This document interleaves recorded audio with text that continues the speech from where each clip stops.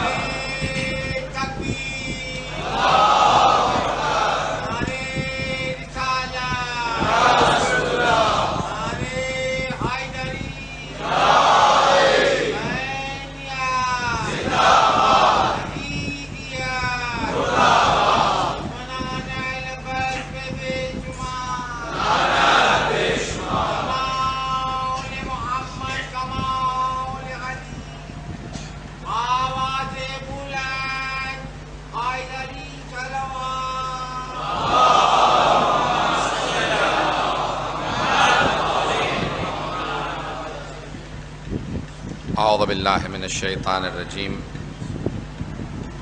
بسم اللہ الرحمن الرحیم، الحمد للہ الذی نور قلوب العارفین بنور معرفتہ واثبت فؤاد انبیائہ و اولیائہ بقصص الانبیاء والمرسلین وأكمل إيمان المسلمين والمؤمنين بولاية علي أمير المؤمنين عليه السلام.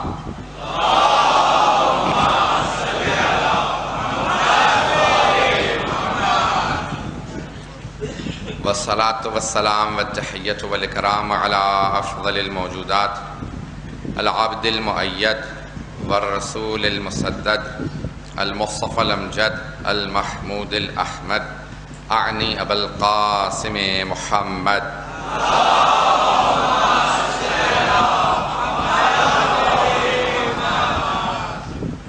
وعلى روحه ونفسه وصهره ووسيه سيد الأتقياء والأصفياء مولى الموالي إمام المتقين علي بن أبي طالب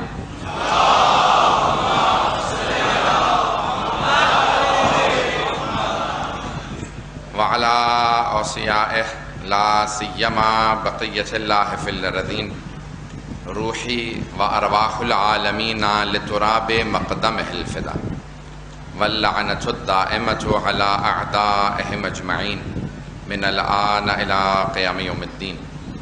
أما بعد فقد قال رسول الله صلى الله عليه وآله وسلم إني تارك فيكم الثقلين كتاب الله وعترتي أهل بيتي ما إن تمسكتم بهما لن تذلوا بعدي أبدا إنهما لن يفترقا حتى يردا علي الحوض. صلاة على محمد وعلى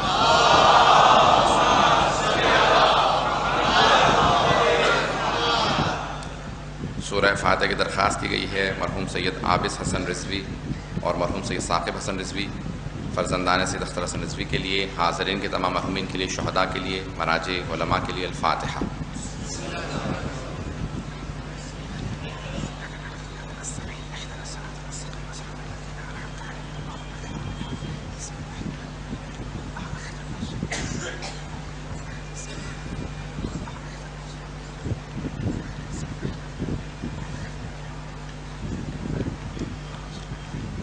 صلاۃ پڑھیں محمد وعلی محمد.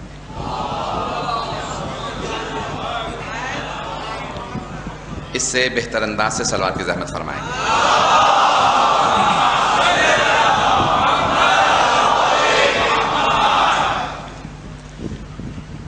حبیب خدا کی، صادق نبی کی مشہور و معروف حدیث کو اس مجلس کے لیے عنوان قرار دیا ہے.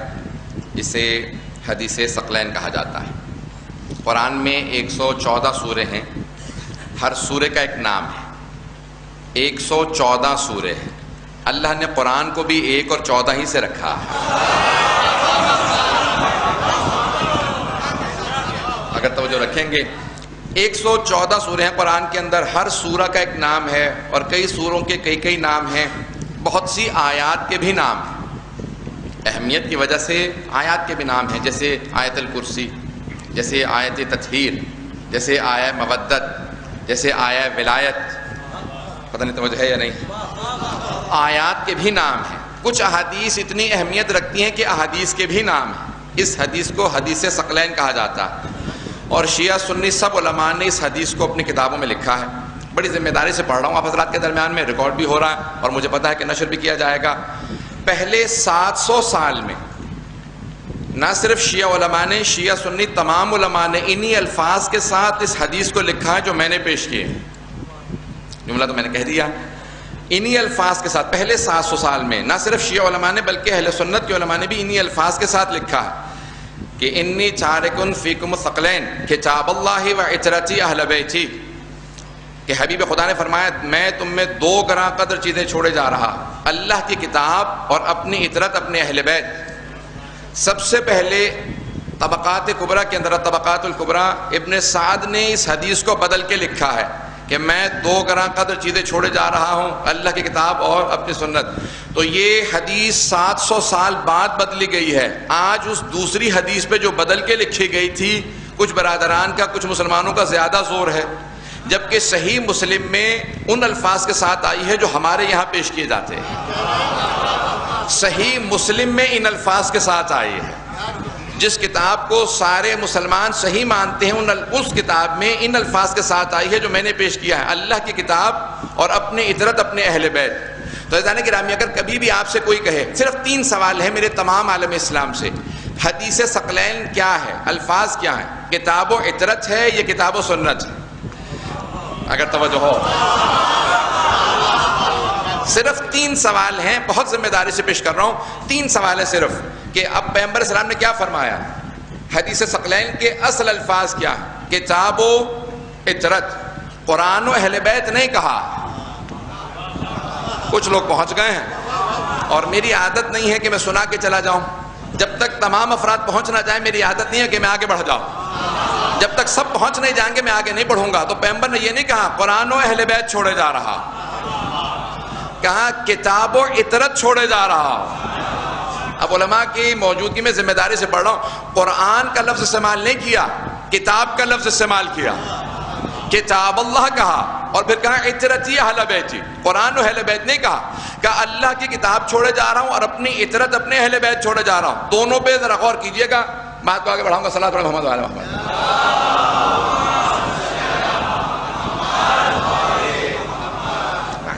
اب یہ جتنے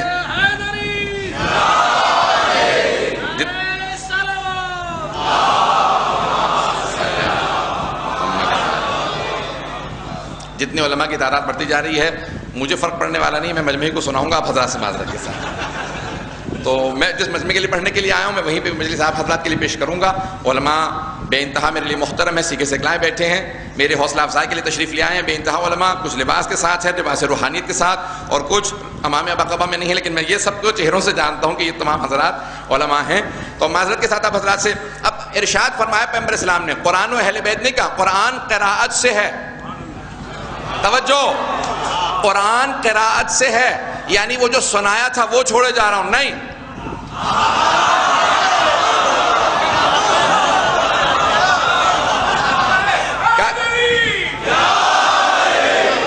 بہت پیارے انداز سے سن رہے ہیں۔ تو آپ نے فرمایا قرآن و اہل بیت نہیں کہا کتاب اللہ و عترتی اہل بیتی، اللہ کی کتاب چھوڑے جا رہا اور اپنی عترت اپنے اہل بیت چھوڑے جا رہا ہوں۔ اللہ کی کتاب، کتاب کہتے ہی اسے ہیں جو مکتوب ہو، اور وہ سننے والے سب عرب تھے، کسی نے اعتراض نہیں کیا، لکھی ہوئی کہاں ہے؟ اس کا مطلب ہے اگر کبھی بھی آپ مسلمانوں سے سنیں کہ اس نے جمع کی کتاب، اس نے جمع کی، اس نے جمع کی، تو سن لیں یہ رسول خدا اور آل رسول کے علاوہ کسی اور کو کریڈٹ دینے کی کوشش کی جا رہی ہے۔ اگر توجہ ہو،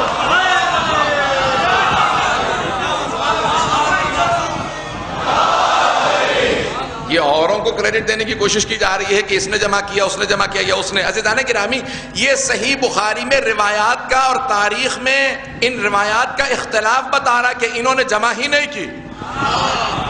کتاب انہوں نے جمع نہیں کی ہے. پیغمبر اسلام جب خود کہہ رہے ہیں کہ انی تارک فیکم ثقلین، میں بہت ذمہ داری سے بات کر رہا ہوں. مرحوم آیت اللہ خوئی نے اپنی کتاب تفسیر جو لکھی ہے اس کے اندر تفصیل سے البیان فی تفسیر القرآن میں مفصل دلیلیں پیش کی ہیں. بڑے بڑے علماء نے مفصل دلیلیں لکھی ہیں. اب میرا موضوع نہیں ہے، تفصیل میں نہیں جاؤں گا. بے انتہا دلیلیں دی ہیں کہ اوروں نے قرآن جمع نہیں کیا. یہ قیامت تک لوگ یا ظہور تک لوگ کئی صدیوں تک قرآن پڑھتے رہیں اور ان کے مقروض ہو.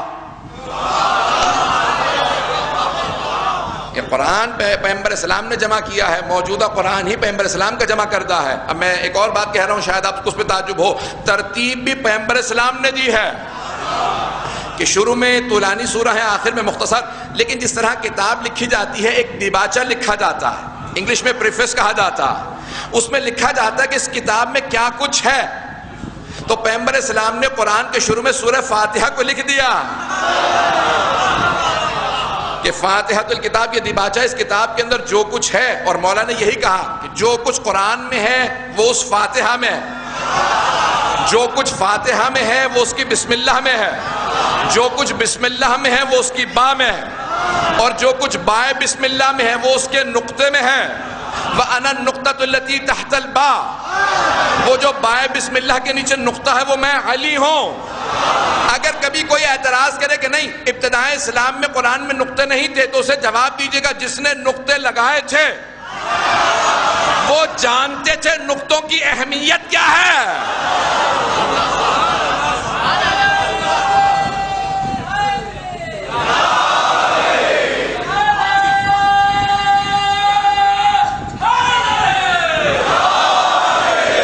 جنہوں نے قرآن میں نقطے لگائے تھے، اعراب لگائے تھے، وہ جانتے تھے نقطوں کی اہمیت کیا ہے. اور یہ حدیث کس مقام پہ کہی آپ سب کے ذہنوں میں ہے کہ جب جناب عبداللہ ابن عباس نے سوال کیا، جناب امیر سے کہا کہ یا علی میرے لیے سورہ فاتحہ کی تفسیر کر دی تھی. تو عشاء کی نماز پڑھی تھی، مولا وہیں بیٹھ گئے، کہا کہ لکھنا شروع کرو، میں بولنا شروع کرتا. پوری رات تفسیر بیان کرتے رہے. تو ایک مرتبہ فجر کی اذان ہوئی، مولا نے ابا جھاڑی اور فوراً کہا کہ وقت کم ہے اور بیان زیادہ ہے. تو جناب عبداللہ ابن عباس نے پلٹ کے کہا، عبد الحسن زادہ علیہ نے اپنی کتاب میں لکھا ہے، وہ کہتے ہیں کہ حضرت عبداللہ ابن عباس نے کہا، جو امیر المومنین کے چچا کے بیٹے ہیں، کہا کہ مولا پوری رات آپ بیان کرتے رہے لیکن بات بائے بسم اللہ سے آگے نہیں بڑھی. تو اس مقام پہ مولا نے کہا کہ میں یہ سارا قرآن اس بائے بسم اللہ کے نقطے میں ہے. اور پھر ایک جملہ کہا کہ ابن عباس، اے عباس کے بیٹے، اگر علی بیان کرتا رہے اور لوگ تفسیر لکھتے رہیں، میرے لکھی ہوئی تفسیر کو اونٹوں پہ لادا جائے تو بنا بر روایت 70 اونٹوں پہ صرف بسم اللہ کی تفسیر، اور بنا بر روایت 70,000 اونٹوں پہ کاغذ لاد دیے جائیں تو علی کا بیان ختم نہیں ہوگا، چیزیں ختم ہو جائیں گی. یہ باب مدینۃ العلم ہے. تو کیسے ممکن ہے کہ آج ہم مقروض و قرآن پڑھتے ہوں اور کسی اور نے جمع کیا؟ اگر بات پہنچ رہی ہو، یہ قرآن اگر آج موجود ہے تو محمد و آل محمد کا ہم پہ صدقہ ہے کہ قرآن موجود ہے. فیضان کرام، اب یہ قرآن جمع پیغمبر اسلام نے کہا انی تارک فیکم ثقلین کتاب اللہ و عترتی اہل بیتی، اللہ کی کتاب چھوڑے جا رہا ہوں اور اپنی عترت اپنے اہل بیت. اللہ کی کتاب چھوڑے جا رہا یعنی مکتوب تھی، پیغمبر اسلام نے لکھی یا لکھوائی اور جمع کرنے کے بعد کتابی شکل میں قرآن کو چھوڑا اور کہا عترتی اہل بیتی. اب میں لغت دیکھ رہا تھا کہ پیغمبر نے صرف اہل بیت کیوں نہیں کہہ دیا، عترتی اہل بیتی کو. آپ کی خاموشی بتا رہی ہے کہ سب بہت زیادہ شوق سے سننا چاہ رہے ہیں کہ عترتی کیوں کہا. تو عزیزان گرامی، اب یہ آپ کی محبتوں کی نظر کر رہا ہوں، آپ کی عقیدتوں کی نظر کر رہا ہوں. جس محبت سے آپ سن رہے ہیں جناب سیدہ کا سایہ سب کے سر پہ قائم دائم رہے. میں نے اہل سنت کی لغت کو دیکھا کہ اہل سنت نے کیا لکھا. جتنے بھی لغت آئے ہیں، خود سب سے بڑی لسان العرب ابن منظور کی شیعہ، البتہ سب سے بڑا لغت نامہ جو ہے وہ شیعہ کا لکھا ہوا. امتیاز ہے شیعوں کو کہ جب ڈکشنری لکھی گئی لسان العرب سب سے بڑی 18 جلدوں پہ ڈکشنری لکھی گئی عربی کی، اور یہ لکھنے والے ابن منظور شیعہ ہیں. آج سارے اہل سنت، سارے حتیٰ غیر مسلم جب لغت کی طرف جاتے ہیں تو لسان العرب اٹھاتے ہیں. لسان العرب کو لکھنے والا شیعہ ہے علی کا. وہیں سے صدقہ حاصل ہوتا ہے جو باب مدینۃ العلم ہے. تو انہوں نے بھی لکھا اور اہل سنت نے سب نے لکھا اطرتی. اہل بیت کہتے ہیں جو گھر والے ہوں. اطرت کہتے ہیں اخص و اقرباء، یہ لغت کے اندر الفاظ سے کہ اطرتی اہل بیت. پیغمبر نے فرمایا اطرت کہتے ہیں اخص و اقرباء، جو اس کے سب سے قریبی رشتہ دار. توجہ چاہیے مجھے مجمع کی، صرف اتنی دار نہیں چاہیے، مجھے مجمع کی توجہ چاہیے. آگے نہیں پڑھوں گا. عزیزان گرامی، اخص و اقرباء، صرف قرابت دار نہیں، صرف رشتہ دار نہیں، جو سب سے قریبی رشتہ دار ہیں. بھئی رشتہ دار تو بہت تھے، جنہوں نے رشتے دے رکھے تھے وہ سب رشتہ دار تھے. وہ کہہ سکتے تھے، وہ جو پیغمبر نے کہا اہل بیت میں بھی ہوں، یہ بھی ہے وہ بھی ہے. لیکن پیغمبر نے کہا اطرتی اہل بیتی، میرے قریبی ترین رشتہ دار. سب رشتہ دار نہیں، وہ جنہیں اللہ کہے گا یہ خون کا رشتہ ہے، ٹوٹتا نہیں. وہ قریبی رشتہ دار رسول خدا چھوڑے جا رہے ہیں. اور اس سے زیادہ تفصیل میں نہیں جا رہا ہوں کہ کون سے رشتہ دار نہیں چھوڑے جا رہے ہیں. تو اب کتاب اللہ وعطرتی اہل بیتی ما ان تمسکتم بہما لن تضلوا بعدی ابدا. کیونکہ میں 4 دن سے سفر میں ہوں، افریقہ میں تھا، لندن گیا، واپس آیا. جب سوتا نہیں ہوں تو میری آواز خراب ہونے لگتی ہے، تو حضرات میرا ساتھ دیجیے گا. تو اب پیغمبر کہہ رہے ہیں ما ان تمسکتم بہما لن تضلوا بعدی ابدا. یہ دونوں کبھی ایک دوسرے سے جدا نہیں ہوں گے. اگر ان دونوں سے متمسک رہے تو میرے بعد کبھی گمراہ نہیں ہوگے. اگر کبھی یہ سوچو نا کہ نہیں ایک ہے ایک نہیں، تو پھر یقین کر لینا دونوں نہیں ہیں. پہنچ رہا ہے. یہ دونوں ہمیشہ ساتھ ساتھ رہیں گے، دونوں ہمیشہ ساتھ ساتھ رہیں گے. چھٹے امام سے تفسیر صافی کے اندر روایت ہے، امام فرماتے ہیں کہ روز قیامت 4 پرچم بلند ہوں گے. 4 علم، رایا بھی اور علم عربی کے الفاظ ہیں. 4 پرچم. وہ جو علم کے منکر ہیں وہ کہاں جائیں گے؟ 4 علم بلند ہوں گے. کہ پہلے پرچم تلے خود پیغمبر اسلام آ کے سوال کریں گے، کہیں گے بتاؤ ثقلین سے متعلق سوال کرنے آیا ہوں، قرآن و اہل بیت کا کیا کیا؟ کہ نہ ہمیں قرآن معلوم تھا نہ اہل بیت. تو پیغمبر اسلام کہیں گے تمہارے لیے شفاعت نہیں ہے. دوسرے گروہ سے پوچھیں گے بتاؤ قرآن و اہل بیت کا عقیدہ کیا رہا؟ کہ ہم قرآن کو بہت مانتے تھے لیکن اہل بیت کو نہیں مانتے تھے. تو پیغمبر اسلام کہیں گے تمہارے لیے بھی شفاعت نہیں ہے. تیسرے گروہ سے سوال کریں گے کہ بتاؤ قرآن و اہل بیت کا کیا کیا؟ کہ اہل بیت کو مانتے تھے قرآن کو نہیں مانتے تھے. کہ تمہارے لیے بھی شفاعت نہیں. چوتھے گروہ سے مانگیں گے، سوال کریں گے، اور اس پرچم کے علم بردار ہوں گے علی ابن ابی طالب. ایک مرتبہ سب سے سوال کریں گے بتاؤ قرآن و اہل بیت سے متعلق سوال کرنے آیا ہوں. تو سب کے سب کہیں گے ہم قرآن کی بھی تعظیم کرتے تھے، ہم اہل بیت کی بھی تعظیم کرتے تھے. تو جناب سرور کائنات کہیں گے اے میرے بھائی علی انہیں حوض کوثر پہ لے آئیے، انہی کے لیے جنت بھی ہے، انہی کے لیے شفاعت بھی ہے. تو قرآن و اہل بیت ہمیشہ ساتھ ساتھ ہیں، یہ کبھی جدا نہیں ہوں گے. آئیے ذرا پیش کر رہا ہوں کہ حبیب خدا نے دونوں کو، قرآن کو اور اہل بیت کو، دونوں کو ہمارے لیے ہمارے درمیان میں چھوڑا ہے. عزیزان گرامی، قرآن کیا ہے؟ جس میں کوئی خطا نہیں. ذالک الکتاب لا ریب فیہ، یہ وہ کتاب ہے جس میں کوئی ریب نہیں ہے، کوئی شک نہیں ہے. قرآن لا ریب ہے تو پھر اہل بیت کو بے عیب ہونا چاہیے. اب میں جملے پیش کر رہا ہوں، مجھے مجمع کی توجہ چاہیے. قرآن لا ریب ہے تو اہل بیت کو بے عیب ہونا چاہیے. قرآن کے اندر کوئی لغزش نہیں، کوئی خطا نہیں. قرآن میراث ہے، اہل بیت وارث ہیں. میراث ایسی ہے کہ جس میں کوئی نقص نہیں ہے، جو لاجواب ہے، تو پھر وارث کو کیسا ہونا چاہیے؟ نہیں پہنچا پا رہا ہوں بات کو. عزیزان گرامی، ایک سوال کروں گا، جواب فوراً نہ دیجیے گا. میراث افضل ہوتی ہے یا وارث؟ بہت سے پہنچ گئے ہیں. عزیزان گرامی، ہمیشہ وارث افضل ہوتا ہے، میراث مفضول ہوتی ہے. توجہ چاہوں گا مجمع کی. جملہ میں نے کہہ دیا ہے اور مجھے وضاحت کرنے کی ضرورت پڑے گی کیونکہ مجمع نے اس طرح سے مجھے رسپانس نہیں دیا جس طرح سے میں پیش چاہ رہا ہوں. عزیزان گرامی، میراث مفضول ہے، وارث افضل ہوتا. میں کہتا ہوں کہ میں وارث ہوں اور یہ میری میراث ہے، میں افضل ہوں، یہ میراث مفضول ہے. وارث افضل ہوتا ہے. میراث کیا ہے؟ قرآن. بغیر وضو کے قرآن کی لکھائی کو چھونے کی اجازت نہیں. قرآن کی لکھائی کو چھونے کے لیے طہارت شرط ہے. توجہ توجہ.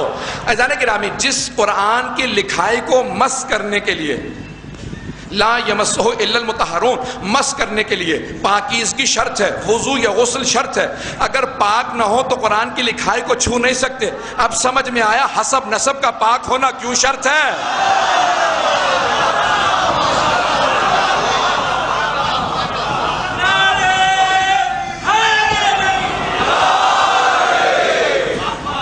بھائیان گرامی، قرآن کی لکھائی کو چھونے کے لیے طہارت شرط ہے، جسمانی طہارت شرط ہے، اہل بیت کے قریب ہونے کے لیے حسب نسب کا پاک ہونا شرط ہے۔ آئیے ذرا ایک اور جملے کو پیش کر رہا ہوں۔ قرآن، آپ نے تمام برادر اہل سنت سے بے انتہا ہمارا عقیدہ ہے کہ وہ بھی قرآن کی بہت زیادہ تعظیم کرتے ہیں۔ دیکھا ہے آپ نے، جب بھی قرآن رکھا جائے گا تو کوئی بھی مسلمان قرآن پہ کسی اور کتاب کو نہیں رکھتا، قرآن پہ کسی اور کتاب کو نہیں رکھا جاتا۔ کہ کیوں؟ کیونکہ ادب کے خلاف ہے۔ توجہ، قرآن پہ کسی اور کتاب کا رکھنا ادب کے خلاف ہے۔ بالکل ایسا ہے جیسے جگہ اگر آپ قرآن پہ کوئی اور کتاب رکھ دیں کہ آپ نے اس کتاب کو قرآن پہ مقدم کر دیا، جب کتاب پہ جو میراث ہے،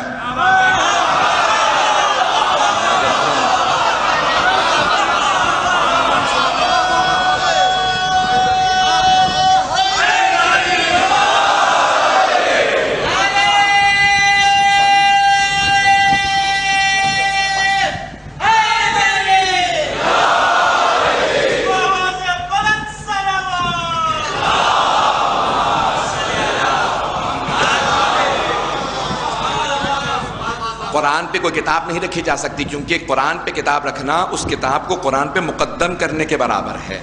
جب میراث پہ کسی کو مقدم نہیں کیا جا سکتا تو پھر وارث پہ کیسے کسی کو مقدم کیا جا سکتا؟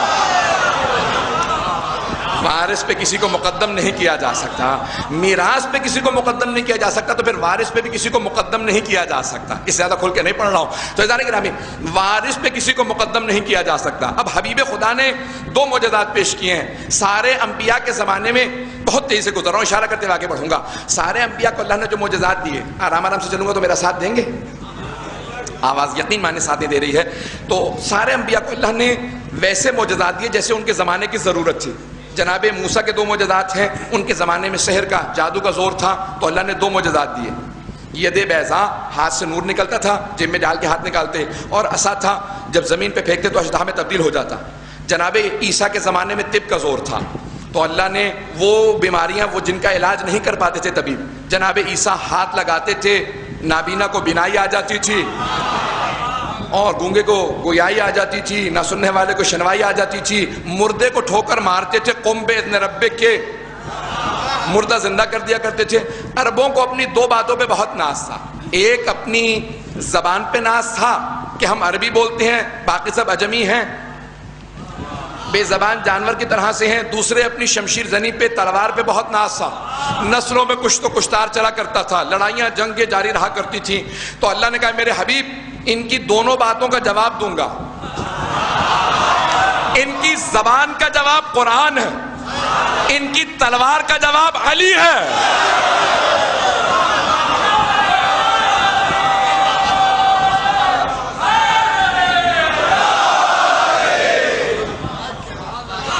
اگر پہنچ رہے ہیں تو اب 2 معجزات۔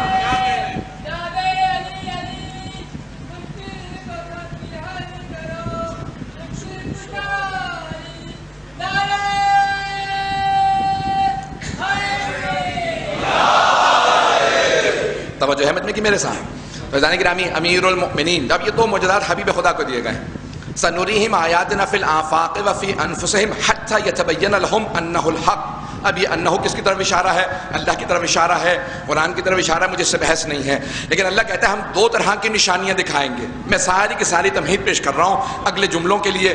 اللہ کہتا ہے ہم 2 طرح کی نشانیاں دکھائیں گے، سنریہم آیاتنا فی الآفاق وفی انفسہم، آفاقی نشانیاں، ہرائزن میں نشانیاں دکھائیں گے، اور انفسی نشانیاں دکھائیں گے۔ آفاقی نشانیاں جیسے سورج، چاند، ستارے بولتے نہیں ہیں، خاموش نشانیاں، لیکن دلیل ہے کہ وہ حق ہے۔ اور انفسی نشانیاں یعنی بولتی ہوئی نشانیاں، بول کے بتاتے ہیں، جیسے انسان ہیں بول کے بتا رہے ہیں کہ یہ بولنا بتا رہا ہے، جو بنانے والا ہے وہ سمیع و بصیر ہے۔ تو اب دو طرح کی نشانیوں کو اللہ نے وعدہ کیا ہے. اب آئیے ذرا قرآن اور اہل بیت، اللہ نے دو معجزات پیغمبر اسلام کو دیے ہیں، دونوں دلیل ہیں ختم نبوت پہ، رسول خدا کی نبوت کے اوپر دونوں دلیل ہیں، آفاقی نشانیاں انفسی. اسی لیے جناب امیر نے کہا یہ قرآن صامت ہے، یہ جو بین الدفتین ہے، یہ جو لکھا ہوا قرآن ہے، یہ صامت ہے یعنی خاموش ہے، بولتا نہیں. اور میں قرآن ناطق ہوں، میں بولتا ہوا قرآن ہوں.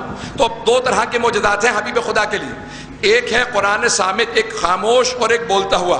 تو اب رسول خدا کے لیے دو دلیلیں ہیں. جناب امیر المؤمنین گواہ ہیں کہ یہ نبی ہیں بولتے ہوئے، قرآن خاموش.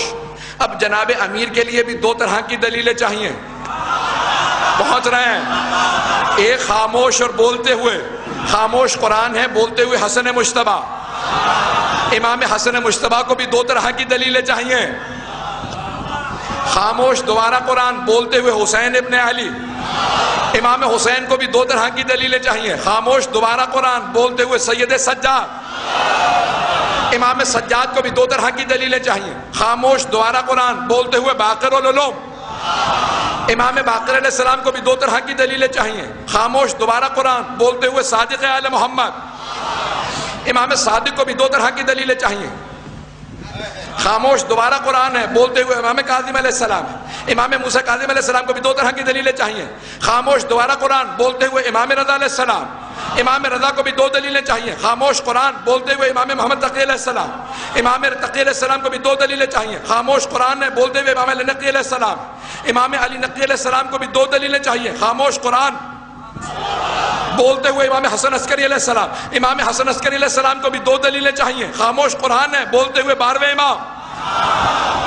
12ویں امام کو بھی دو دلیلیں چاہیے.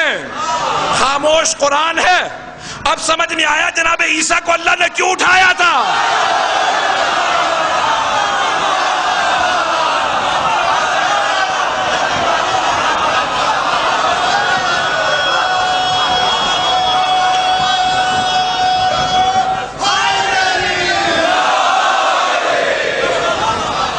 توجہ فرمائیے ذرا.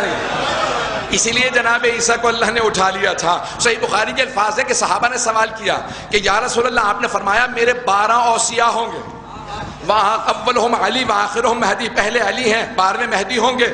کہا یا رسول خدا، آپ نے فرمایا کہ عیسیٰ بھی نازل ہوں گے آسمان سے، تو جب دونوں جمع ہو جائیں گے، دونوں موجود ہوں گے، امام مہدی بھی موجود ہوں گے، حضرت عیسیٰ بھی، تو پھر نماز کون پڑھائے گا؟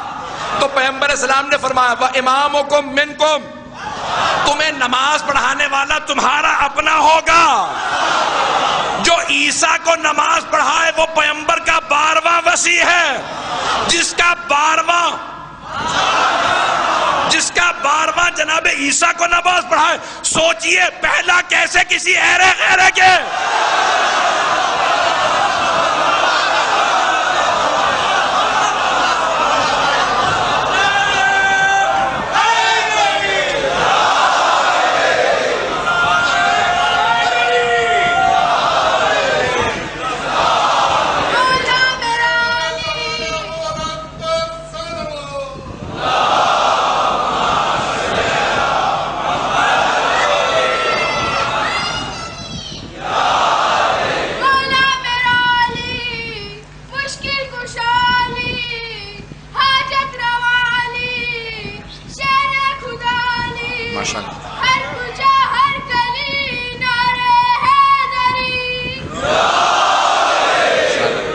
توجہ فرمانے سے زیادہ گرا.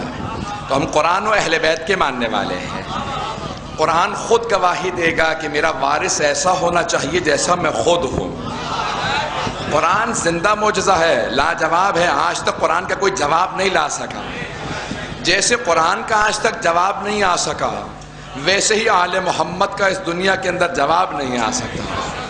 تو جانے گرامی، ہم محمد و آل محمد کے ماننے والے ہیں. پیغمبر اسلام نے فرمایا انی جاعلکم فیکم ثقلین کتاب اللہ و عطرتی اہل بیت، میں دو گراں قدر چیزیں چھوڑے جا رہا ہوں، اللہ کی کتاب اور اپنی عطرت اپنے اہل بیت. جانے گرامی، چند میں نے کہا تھا کہ 3 سوال ہیں میرے سب سے. پہلے حدیث ثقلین کیا؟ میں دوبارہ سوالوں کو آپ کے سامنے پیش کر رہا ہوں. 2 سوال پیش نہیں کیے تھے، سننا پسند فرمائیں گے میرے تمام برادران. جانے گرامی، پہلا سوال حدیث ثقلین کیا؟ قرآن و عطرت ہے یا قرآن و سنت؟ اب یہ پہلا سوال تمام مسلمانوں سے. دوسرا سوال، پیغمبر اسلام نے کیا فرمایا کہ میرے اوصیاء کی تعداد کیا ہوگی، کتنے ہوں گے کمل اوصیاء؟ سوال کیا گیا۔ کتاب الاحکام ہے، صحیح بخاری ہے، کتاب الاحکام ہے وہاں پہ موجود ہے۔ صحیح بخاری میں 1 روایت ہے، صحیح مسلم میں 7 روایات ہیں، جامع ترمذی میں 5 ہیں، نسائی میں بھی ہیں، مسند احمد بن حنبل بھی۔ تو اب تمام کتابوں میں یہی ایک حدیث آئی ہے جابر ابن سمرہ سے، جناب جابر اور سمرہ دونوں، جابر ابن عبداللہ انصاری نہیں، جابر ابن سمرہ، والد باپ بیٹا دونوں صحابی رسول ہیں۔ تو جناب جابر سے روایت ہے کہ رسول خدا نے فرمایا کہ لا یزال امر هذه الامہ، اس امت کا امر تمام نہیں ہوگا، حتی یکون فیہم 12 رجلا، یہ صحیح بخاری کے الفاظ ہیں، جب تک کہ 11 مرد حکومت نہ کر لیں۔ نہیں، میں آگے نہیں بڑھوں گا۔ 12 رجلا، 12 مرد، رجل، کچھ لوگ پہنچ گئے بھئی، اگر رجل سمجھنا ہونا تو ذرا کچھ دیر خیبر میں چلے جائیں۔ پیغمبر اسلام نے فرمایا تھا لَأُعْتِيَنَّ الرَّأْيَةَ غَدًا رَجُلًا كَرَّارًا غَيْرَ فَرَّارٍ، کل میں علم اس کو دوں گا جو مرد ہوگا، کرار ہوگا۔ تو اگر آپ کو 12 کو سمجھنا ہو تو خیبر سے سمجھے، وہ پہلا ہے۔ 12 ایسے ہوں جیسے علی ابن ابی طالب۔ اب میں جملہ کہہ رہا ہوں، اچانک ذہن میں ایک شعر آ گیا کہ مرحب وقت کو معلوم نہیں ہے شاید، آج کے مرحب کو، مرحب وقت کو معلوم نہیں ہے شاید، آخری حیدر کرار بھی باقی ہے۔ اذان گرامی، تو اب 12 مرد ہونے چاہیے جو رجل ہوں، کرار ہوں۔ اذان گرامی، صحیح مسلم میں 7 روایات ہیں، 5 میں لفظ خلیفہ آیا ہے، 1 میں رجل اور 1 میں لفظ امیر آیا کہ میرے بعد 12 امیر ہوں گے۔ اور بعض کتابوں کے اندر الفاظ آئے ہیں کہ جتنے نقبائے بنی اسرائیل تھے، قرآن نے جب قرآن کے اندر بتائے ہیں انبیاء کے اوصیاء تو 12 بتائے ہیں۔ میں نے کہہ دیا اور آپ نے خاموشی سے سن لیا۔ قرآن میں جب اللہ نے کہے ہیں 12 کہے ہیں، نہ 3 کہے، نہ 4 کہے، نہ 5 کہے، نہ 6 کہے، توجہ ہو، ہمیشہ 12 کہیں۔ صحیح بخاری میں، صحیح مسلم میں بھی، جامع ترمذی میں، نسائی میں، مسند احمد بن حنبل میں، سب جگہ 12 کا لفظ آیا۔ تو پہلا سوال ہے کہ قرآن و اطرت۔ دوسرا سوال، کتنے اوصیاء ہیں رسول خدا کے، کتنے خلیفہ ہیں؟ 12۔ دلیل کیا ہے قرآن سے؟ 5واں سورہ 12ویں آیت۔ 5 اور 12 کو یاد رکھیے گا۔ تو 5واں سورہ ہے، 12ویں آیت ہے، 5واں سورہ سورہ مائدہ 12ویں آیت ہے۔ جب پوچھا کسی نے یا رسول خدا آپ کے اوصیاء کتنے ہوں گے، کہ جتنے نقبائے بنی اسرائیل تھے، جتنے اللہ نے جناب موسیٰ کو اوصیاء دیے، عیسیٰ کو دیے، اتنے ہی میرے ہوں گے اوصیاء۔ تو وَبَعَثْنَا مِنْهُمْ 12 نقیبا، ہم نے بنی اسرائیل میں 12 نقیب بھیجے، کوئی اور عدد نہیں کہا، 12 کہا ہے۔ تو قرآن نے ہمیشہ 12 کہا۔ کیمبرج یونیورسٹی کے اندر تمام یہودی، عیسائی، مسلمان جمع تھے، تو بحث ہو رہی تھی کہ ہم میں مشترکات کوئی ہیں کہ جو استعمال کی جا سکیں۔ تو اب سب بحث کر رہے تھے، میں نے ایک ہاتھ کا اشارہ کیا کہ میں کچھ کہنا چاہتا ہوں۔ شیعہ میں اکیلا ہی تھا، سوچ سکتے ہیں آپ کی کیا وہ کیفیت رہی ہوگی۔ تو میں نے کہا کہ ہاں ایک چیز ہم سب میں مشترک ہے۔ تو سب متوجہ ہوئے، کہنے لگے کیا چیز مشترک ہے؟ میں نے کہا 12 کا عدد سب میں مشترک ہے۔ بہت ہی پریشان ہو کے سنا آپ نے۔ ایزانے کے نام 12 کا عدد سب میں مشترک ہے۔ تو ایک دم سے یہودیوں اور عیسائیوں نے کہا کیا آپ بھی 12 کو مانتے ہیں مسلمان؟ تو بہت سے اور مسلمان بھی تھے، انہوں نے کہا نہیں یہ والے مسلمان مانتے ہیں 12۔ پتہ نہیں توجہ ہے، انہوں نے کہا یہ والے مسلمان جو ہیں وہ 12 کو مانتے ہیں۔ تو اب قرآن نے بتائے ہیں جناب موسیٰ کے 12، جناب عیسیٰ کے 12۔ عیسائیوں سے، یہودیوں سے پوچھ لیجیے گا، جب تمام ادیان میں 12 ہیں اور قرآن کی آیت ہے وَلَن تَجِدُوا فِي سُنَّةِ اللَّهِ تَبْدِيلًا، تم اللہ کی روش میں کبھی تبدیلی نہیں پاؤ گے۔ جب سب کے 12 ہیں تو پیغمبر کے 12 ہی ہونے چاہیے۔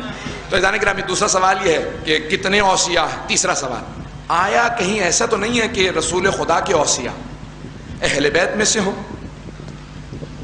اور امت تلاش کر رہی ہو؟ میں نے کچھ کہا ہی نہیں ہے۔ تو ایسا نہ ہو کہ کہیں لوگ کہیں اور تلاش کر رہے ہوں اور اوصیاء رسول خدا اہل بیت میں ہو۔ تو پیغمبر جب خود کہہ رہے ہیں کہ میں قرآن و اہل بیت چھوڑے جا رہا، جہاں جہاں انبیاء نے کہا قرآن کے اندر، تو ہمیشہ اللہ نے یہی کہا وَإِنَّ مِن ذُرِّيَّتِهِ، اللہ نے ان کی ذریت میں ان کے اصحاب کو رکھا، ان کے اوصیاء کو رکھا ہے، ان کے خلفاء کو رکھا. اوصیاء کا لفظ آیا تو عزیزان گرامی کہیں کسی جگہ قرآن کے اندر آیت نہیں ہے کہ وَإِنَّ مِنْ أَصْحَابِهِ، کہ اللہ نے ان کے اصحاب میں ان کے اوصیاء کو رکھا، ہمیشہ ان کی ذریت میں، ان کی ذریت کے اندر، ان کے اہل بیت میں، ان کی آل کے اندر ہمیشہ ان کے اوصیاء رہے ہیں. تو اب اللہ کے رسول فرما رہے ہیں کہ میرے 12 وصی ہوں گے. عزیزان گرامی یقین مانے 4 دن مسلسل گزر چکے ہیں کہ بہت کم سویا ہوں. چہرہ ممبر پہ آتا ہوں تو لوگوں کو پتہ نہیں چلتا کہ چہرے سے تو بالکل صحیح لگ رہے ہیں. قبر کا حال مردہ ہی جانتا ہے.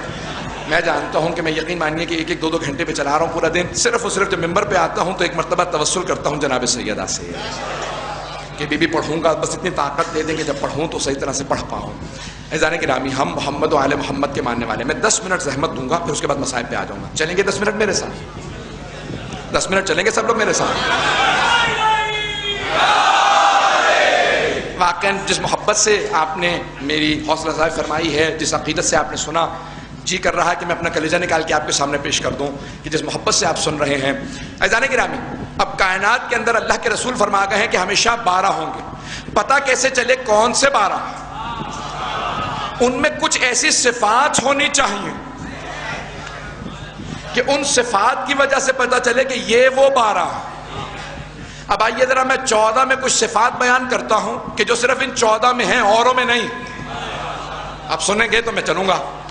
ان 14 میں کون سی صفات ہے جس کی وجہ سے پتہ چلے یہ 14 اللہ کے بھیجے ہوئے ہیں اور کسی اور کو ہم نہیں مانیں گے کیونکہ یہ وہ 14 ہیں. یہ محنت 5 کی حدیث سے لی ہے، باقی میری محنت ہے. علماء کرام سے ہاتھ جوڑ کے کہہ رہا ہوں اگر آپ کو بھی دل کو لگے تو ضرور آپ کی دعا چاہیے. آپ تمام مومنین اگر بات سمجھ میں آئے تو خاموش نہ بیٹھیے گا، بولیے گا ضرور. میں اپنا پورا خون جگر لگا کے آپ کو یہ جملے پیش کر رہا ہوں کہ یہ 14 کون ہیں کہ پتہ چلے خدا کی طرف سے آئے. یہی وہ 12 ہیں، یہی وہ 14 ہیں کہ جو اللہ نے بھیجے ہیں. وہ محمود ہے، اس نے محمد کو بھیجا. وہ اعلیٰ ہے، اس نے علی کو بھیجا. وہ فاطر السماوات والارض ہے، اس نے فاطمہ کو بھیجا. وہ محسن ہے، اس نے حسن کو بھیجا. وہ قدیم الاحسان ہے، اس نے حسین کو بھیجا. وہ معبود و مسجود ہے، اس نے عابد و سجاد کو بھیجا. وہ علیم و خبیر ہے، اس نے باقر العلوم کو بھیجا. وہ اصدق القائلین ہے، اس نے جعفر الصادق کو بھیجا. غیظ و غضب پہ اسے قابو ہے، اس نے موسیٰ کاظم کو بھیجا. مرضات کا مرکز اس کی ذات ہے، اس نے علی بن موسیٰ رضا کو بھیجا. تقوی وہ عطا کرتا، اس لیے اس نے محمد تقی کو بھیجا. نقاوت پاکیزگیاں اس کی تھی، اس نے علی نقی کو بھیجا. ہیبت اس کی ہے، اس نے حسن عسکری کو بھیجا. وہ غیب مطلق ہے، اس نے مہدی منتظر کو بھیجا.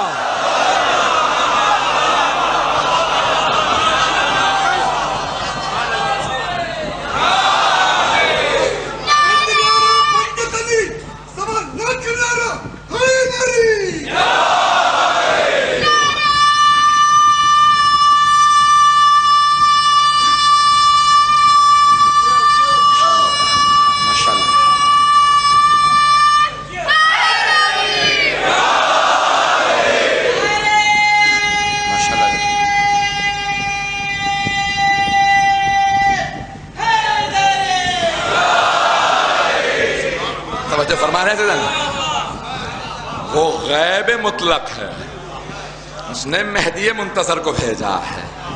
عزیزان گرامی رسول خدا کے 2 زندہ معجزے ہیں جو قیامت تک باقی رہیں گے. پیغمبر اسلام نے 1000 سے زیادہ معجزات دکھائے ہیں. 1000 سے زیادہ معجزات دکھائے. دلیل کے طور پہ جس نے کہا معجزہ دکھائیے، آپ نے معجزہ دکھایا. ہمارے علماء نے کہا اس سے بھی زیادہ. تو اب حبیب خدا نے 1000 سے زیادہ معجزات دکھائے، لیکن قیامت تک کے لیے قرآن باقی ہے دلیل کے طور پہ کہ رسول خدا کی نبوت قیامت تک کے لیے جاری رہے گی. تو اب قرآن دلیل ہے، قرآن باقی ہے قیامت تک کے لیے. مجمع کی توجہ چاہیے، یہ پہلا جملہ نہیں، دوسرے جملے کی طرف توجہ چاہیے. تو اب عزیزان گرامی یہ آپ ہزاروں علماء سے سن چکے ہوں گے، سینکڑوں علماء سے سنا ہوگا کہ قرآن قیامت تک کے لیے باقی ہے. قرآن دلیل کے طور پہ باقی ہے کہ رسول خدا کی نبوت، ان کی رسالت قیامت تک جاری رہے گی، اس لیے قرآن ان کا زندہ معجزہ قیامت تک کے لیے باقی ہے. قرآن میراث ہے. جب میراث قیامت تک باقی ہے وارث قرآن قیامت تک کیسے باقی نہیں؟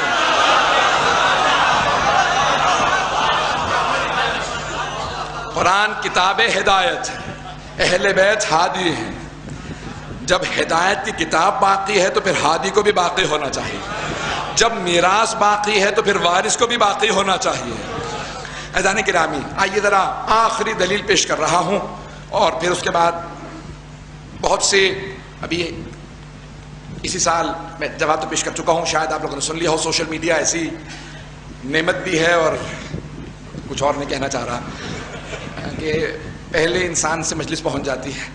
تو پاکستان میں آج کل چل رہا تھا ٹیلی ویژن کے اوپر بہت زیادہ کچھ علماء کی طرف سے، ہمارے نہیں مخالف علماء کی طرف سے، کہ اللہ نے جتنی نعمتیں سارے انبیاء کو دی اس سے زیادہ رسول خدا کو عطا کی ہے، لیکن ایک شے ہے وہ ہے شہادت. تو اللہ نے رسول خدا کو شہادت نہیں دی. البتہ یہ ہمارا عقیدہ نہیں ہے، میں ان کا عقیدہ پیش کر رہا ہوں. پہنچ گئے ہیں کچھ لوگ. تو شہادت ہمارا عقیدہ یہ ہے کہ پیغمبر اسلام کو بھی زہر دیا گیا. یہ اس کی بحث میں نہیں جا رہا. تو اب عزیزان گرامی، تو وہ کہتے ہیں کہ نہیں، اللہ نے رسول خدا کو شہادت نہیں دی. اور شہادت دو طرح کی ہوتی، سری اور علنی. یہ مسئلہ نیا نہیں ہے، لکھا اوروں نے بھی ہے، لیکن آج مشکل یہ ہے کہ بہت سے لوگ پیش کر دیتے ہیں اپنے نام سے. سر و شہادتین کے اندر موجود ہے محدث دہلوی کا، علماء پہنچ گئے ہیں، میں صرف اشارہ کرنا. تو وہ پیش کر رہے تھے ٹیلی ویژن سے بڑے شد و مت کے ساتھ، تو کہ بھئی اللہ نے شہادت دو طرح کی ہے، سری اور علنی. سری شہادت یعنی چھپی ہوئی شہادت، اور علنی آشکار کھلی ہوئی شہادت. چھپی ہوئی شہادت زہر سے ہوتی ہے اور کھلی ہوئی شہادت تلوار سے. تو وہ علماء یہ کہہ رہے تھے کہ رسول خدا کو اللہ نے شہادت نہیں دی، لیکن اللہ نے رسول خدا کو دو نواسے عطا کی، حسن و حسین علیہ السلام. تو اللہ نے کیا کیا کہ وہ جو دو شہادت کی اقسام ہے نا، دونوں نواسوں کو دی. ایک کو سری، دوسرے کو علنی. اگر پہنچ گئے امام حسن مجتبیٰ کو زہر سے شہادت ہوئی، امام حسین علیہ السلام کو تلوار سے. تو وہ یہ کہہ رہے تھے کہ بھئی یہ ان دو نواسوں کی شہادت ان کی شہادت نہیں ہے، ان دونوں کی شہادت رسول خدا کی شہادت. ٹھیک ہے، ہم مان لیتے ہیں ان دونوں کی شہادت. آگے جملے میرے ہیں. عزیزان گرامی، وہ یہ کہتے ہیں کہ ان دو کی شہادت ان کی نہیں ہے، رسول خدا کی شہادت ہے. امام حسن کی شہادت ان کی نہیں، رسول خدا کی شہادت. امام حسین کی شہادت ان کی شہادت نہیں ہے، رسول خدا کی شہادت ہے. تو پھر مانو نا، اگر ان دونوں کی شہادت ان کی نہیں رسول کی ہے تو ان دونوں کا قاتل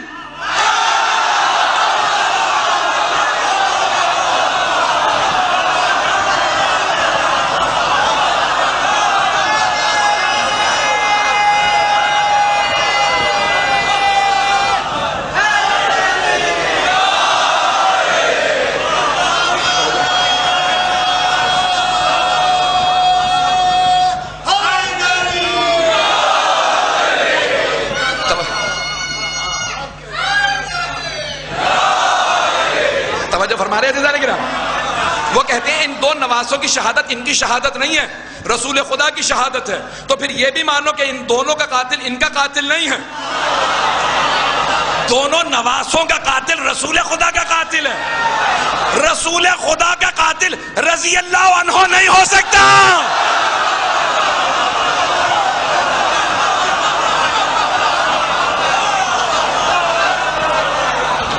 رسول خدا کا قاتل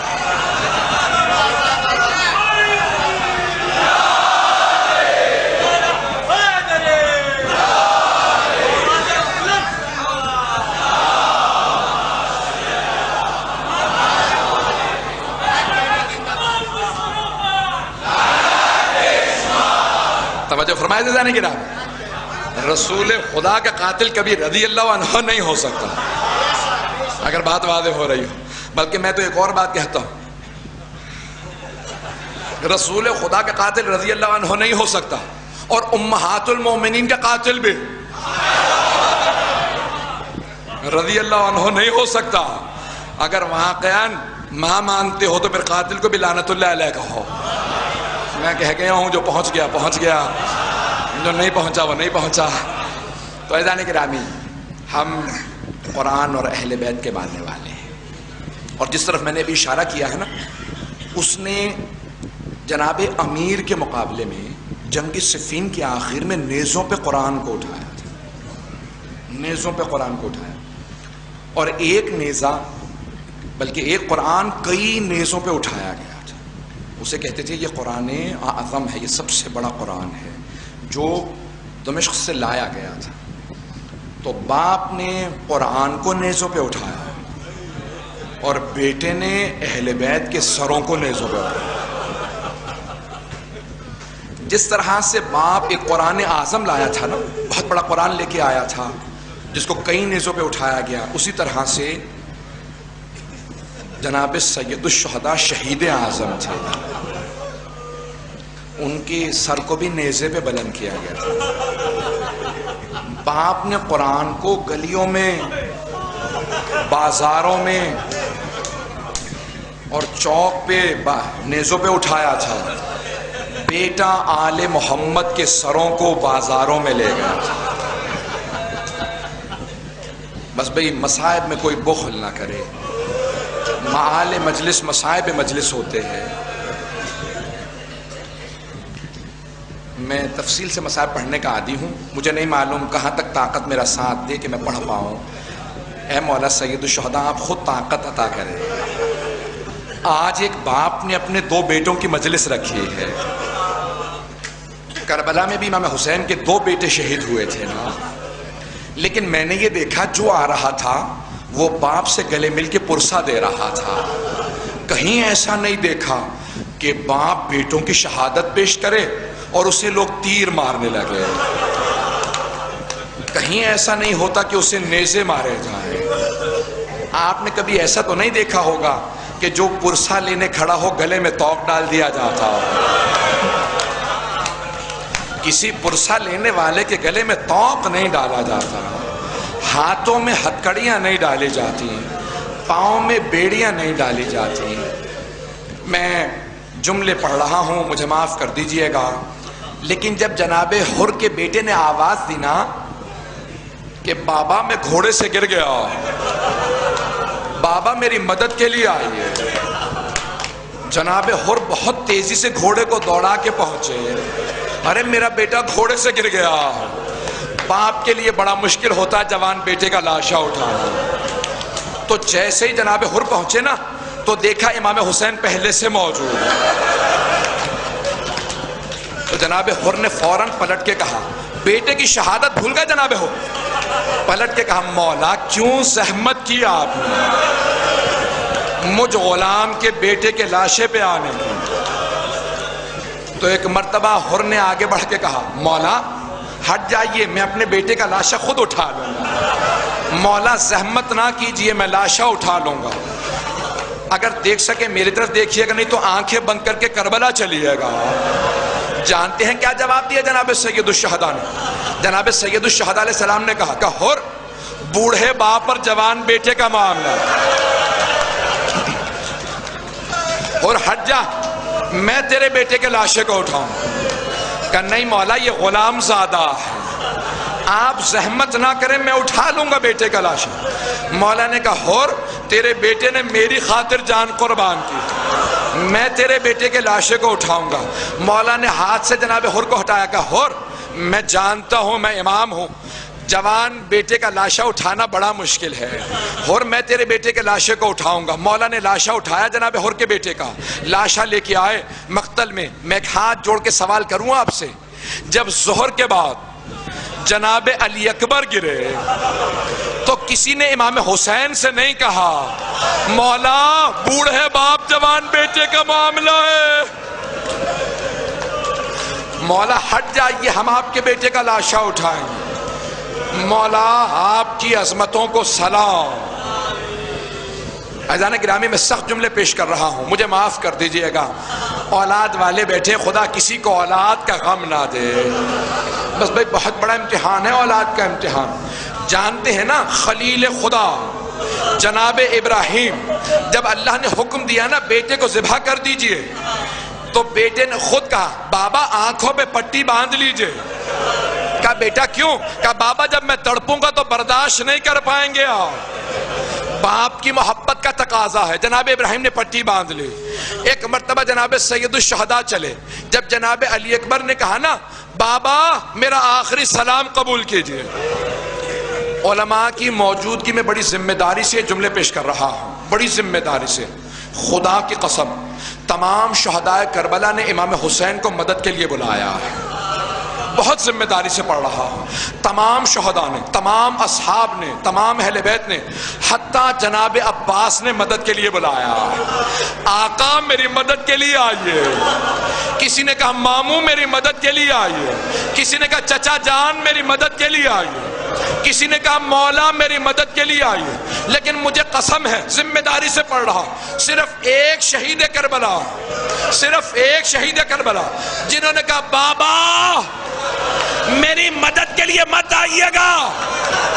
میرے جد رسول خدا, میرے دادا علی مرتضیٰ دونوں آ گئے. میں سوچا کرتا تھا کیوں جناب علی اکبر نے کہا بابا مت آئیے, کیونکہ جناب علی اکبر جانتے تھے بوڑھے باپ اور جوان بیٹے کا معاملہ, باپ سے برداشت نہیں ہوگا لاشا. کہا بابا مت آئیے گا, ھذا جدی رسول اللہ یقرئک السلام. میرے جد رسول خدا آپ کو سلام کر رہے ہیں. ارے رسول خدا امام حسین کو سلام کر رہے ہیں. کس مقام پہ سلام کیا رسول خدا نے؟ رسول خدا نے سلام کیا جب جناب علی اکبر کو گرتا دیکھا کہ حسین آپ کی عظمتوں کو سلام. خلیل خدا نے آنکھوں پہ پٹی باندھ لی تھی, سارے انبیاء کی ارواح دیکھ رہی تھی. اے حسین, جناب خلیل خدا نے ابراہیم نے آنکھوں پہ پٹی باندھ لی, میں دیکھ نہیں سکتا. لیکن جناب سید الشہداء نے کہا پروردگارہ تو گواہ رہنا, میں آنکھوں پہ پٹی نہیں باندھوں گا, میں بغیر پٹی باندھے علی اکبر کے لاشے پہ جاؤں گا. ایک مرتبہ اپنے آپ کو ذوالجناح سے گرایا. شیخ حر عاملی نے لکھا اپنی کوہنیاں زمین پہ رکھی کہ علی اکبر مجھے آواز دو. کیوں کہا آواز دو؟ کیونکہ اللہ جانتا تھا بوڑھا باپ ہے جوان بیٹا. اللہ نے آنکھوں کا نور کھینچ لیا تھا کہ حسین آپ پٹی نہیں باندھیں گے, میں نور چھین لوں گا تاکہ باپ بیٹے کو تڑپتا دیکھ نہ سکے.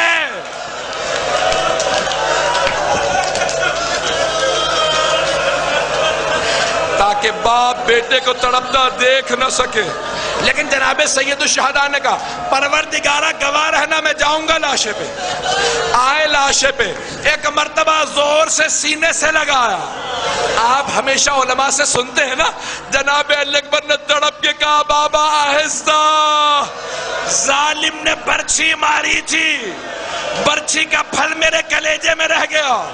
کہ میرے لال میری آنکھوں کا نور چلا گیا, میرے ہاتھ کو برچھی کے پھل پہ رکھ دے. اب اگر میری طرف دیکھ سکے تو دیکھیے گا. میں ہاتھ جوڑ کے آخری الفاظ پیش کر رہا ہوں, آخری جملے سن لیجئے. کیسے برچھی کا پھل نکالا ہوگا میں اپنے انداز سے پیش کر رہا ہوں. دونوں گھٹنے زمین پہ رکھے, ایک ہاتھ سینے پہ رکھا, دوسرے سے برچھی کو پکڑا. میرا دل کہتا ہے نجف کا رخ کیا ہوگا, کہا ہوگا یا علی ادرکنی, بابا میری مدد کے لیے آئیے. ایک مرتبہ برچھی کو کھینچا, جناب علی اکبر نے ایڑیاں رگڑنا شروع کی. کہا بابا میرا آخری سلام. میں نے تمام کر دیا, میں لیکن ایک جملہ کہوں آپ سے بس بھئی, الا لعنت اللہ علی القوم الظالمین وسیعلم الذین ظلموا ای منقلب ینقلبون. کوئی بھی جائے گا نہیں, اپنی جگہ سے نہ اٹھے. میں صرف 2 جملے پیش کروں گا. روایت کے الفاظ ہیں جب جناب سید الشہداء جا رہے تھے نا مقتل میں, تو در خیمہ پہ کسی بی بی کے پاؤں نظر آ رہے تھے. بعض مقاتل میں ہے یہ جملہ لکھا ہے کہ جناب سید الشہداء نے کہا لیلا میں نے اپنے جد رسول خدا سے سنا ہے ماں کی دعا بیٹے کے حق میں قبول ہوتی ہے. لیلا جاؤ جا کے علی اکبر کے لیے دعا مانگو. بھئی میں نے دیکھا علماء نے دوبارہ مامے اتار دی. میں سخت جملہ کہنے والا ہوں, اگر دیکھ سکے ہاتھوں کو بلند کیجئے گا. ایک مرتبہ جناب لیلا گئیں, خیمے میں بیٹھیں, علماء نے لکھا سر سے چادر کو اتارا, زمین پہ مصلی بچھایا, ہاتھوں کو بلند کیا, یہ دعا کے جملے پڑھے, یا راد یوسف الی یعقوب و اسماعیل الی ہاجرہ بحق آتش ابی عبداللہ الحسین. او یوسف کو یعقوب سے ملانے والے, او اسماعیل کو ہاجرہ سے ملانے والے, ایک مرتبہ علی اکبر کو اس کے بابا سے ملا دے.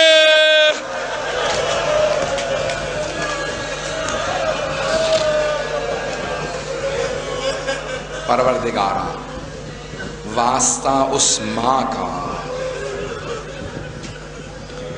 جس نے جوان بیٹے کی قربانی پیش کی ہے. ہمارے تمام مرحومین خصوصاً مرحوم عابس و مرحوم ثاقب کے درجات بلند فرما, ان کو جناب علی اکبر علیہ السلام کے غلاموں میں محشور فرما. پروردگارا صاحب الزمان کے ظہور میں تعجیل فرما. پروردگارا ایک آخری واسطہ دے رہا ہوں.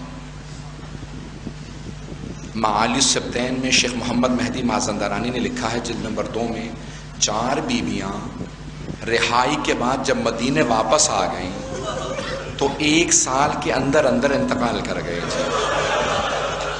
4 بیویاں 1 سال زندہ نہیں رہ سکیں. یہ 4 بیویاں کون ہیں سب کے نام نہیں لوں گا, لیکن 2 بیویوں کا تذکرہ کرنا چاہتا ہوں. پہلی بیوی 4 مہینے بعد انتقال کر گئی رہائی کے. ان بیوی کا نام جناب رباب بتایا. دوسری بیوی 6 مہینے بعد انتقال کر گئی, اس بیوی کا نام لیلا ہے.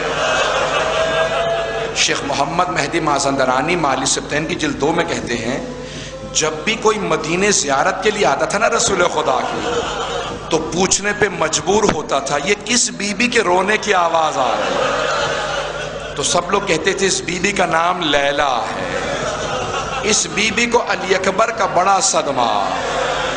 خدا کسی ماں کو جوان بیٹے کا صدمہ نہ دے.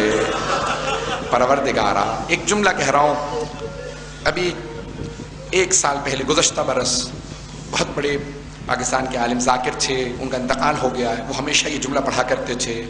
ان کی بھی اور تمام علماء بزرگ جتنے مرحوم مرزا تاج کی برسی تھی اور جتنے بھی علماء خطبہ انتقال کر گئے ہیں, ان سب کی روحوں کی خوشنودی اور ایصال ثواب کے لیے جملہ پیش کر رہا ہوں. وہ ہمیشہ کہا کرتے تھے جب شام سے بیویاں گزر رہی تھیں نا, تو جب حلب پہنچی نا, عیسائی علاقہ ہے, نیزوں پہ سر بلند تھے, ایک بوڑھی عیسائی خاتون جناب علی اکبر کے سر کو دیکھ رہی تھی اور دیکھتی چلی جا رہی تھی. آپ نے دیکھا ہے ماؤں کو حسرت ہوتی ہے میرے لال کو نظر نہ لگ جائے. تو جناب لیلا نے دیکھا یہ عیسائی خاتون علی اکبر کو دیکھ رہی ہے, کون سمجھائے اب علی اکبر نہیں ہے, نظر نہیں لگے گی, لیکن ماں کا دل ہے. تڑپ کے کہا کیا بات ہے, تم کیوں دیکھے چلی جا رہی ہو اس سر کو؟ تو اس بوڑھی عیسائی خاتون نے کہا کچھ بات نہیں ہے, میں تو اپنے خدا سے دعا مانگ رہی تھی کہ پروردگارا اس جوان کے مرنے سے پہلے اس کی ماں مر گئی ہو, اس کی ماں نے نہ دیکھا ہو.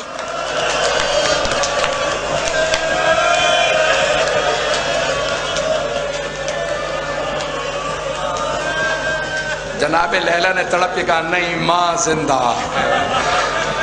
پروردگارا واسطہ ان ماؤں کا, واسطہ ان بیویوں کی عظمتوں کا, ہمیں امام زمانہ کا ظہور دیکھنا نصیب فرما. دشمنان اہل بیت کو نیست و نابود فرما. داعش و طالبان کو آل سعود کو غارت فرما. مؤمنین کی حفاظت فرما. ہمارے مقامات مقدسہ کی حفاظت فرما. خصوصاً عراق و شام کے تمام روضوں کی حفاظت فرما.